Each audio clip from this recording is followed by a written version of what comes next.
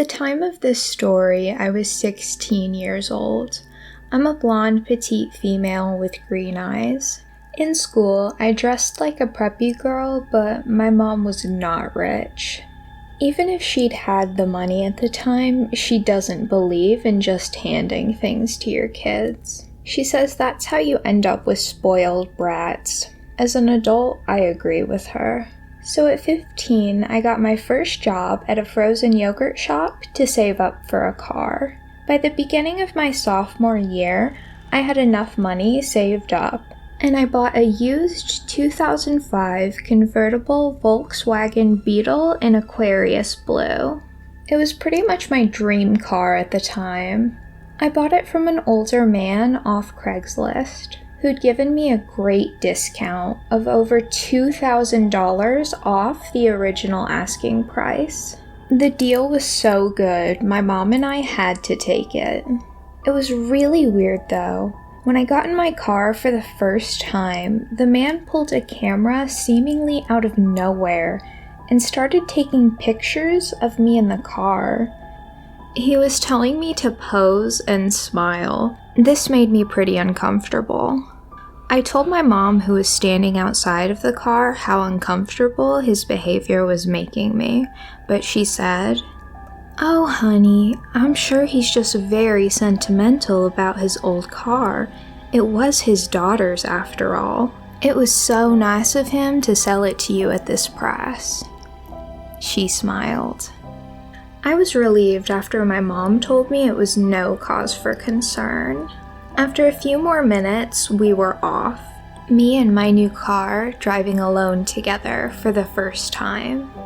I was following my mom.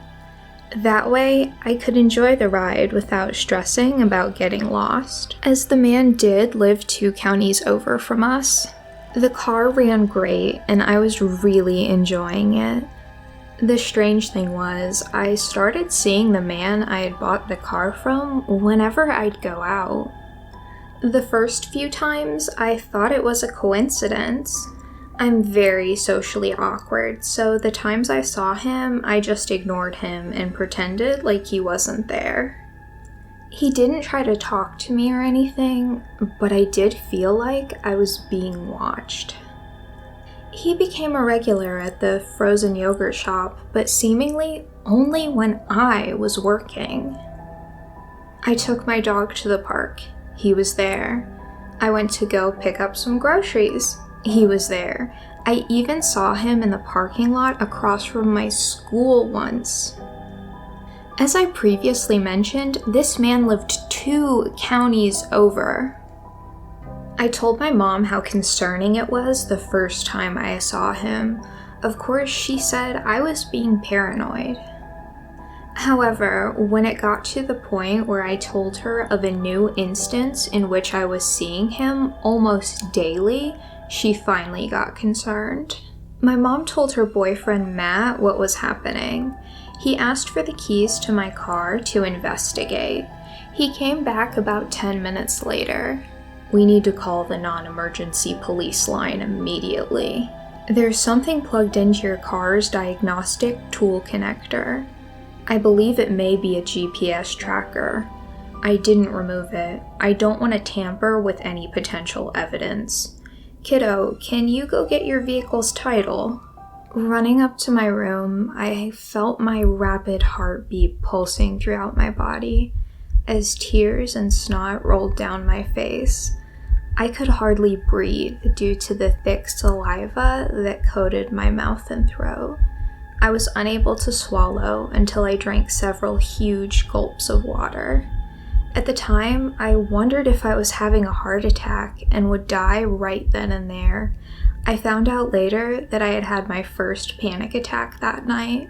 Unfortunately, it was the first of many, but that's a whole nother story entirely.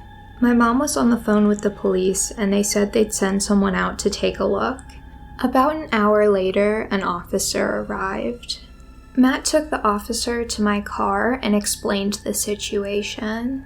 Upon removing and examining the device, the officer confirmed it was a GPS tracker.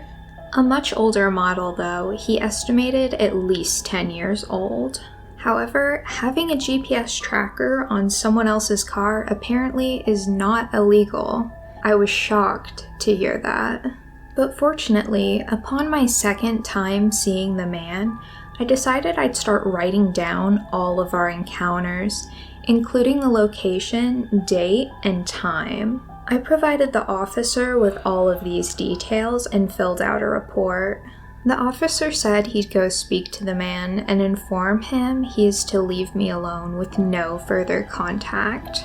Matt asked what we should do with the tracking device. The officer had said to just throw it out. I decided against that, and since it was no longer plugged in, the tracking didn't work, so I kept it as evidence, just in case. I was terrified he'd find me again as long as I had that car. I ended up trading the bug in for a different used car at a dealership. So, to the man who gave me a great deal on a car, took pictures of me, and used the car to stalk me, I hope we never meet again.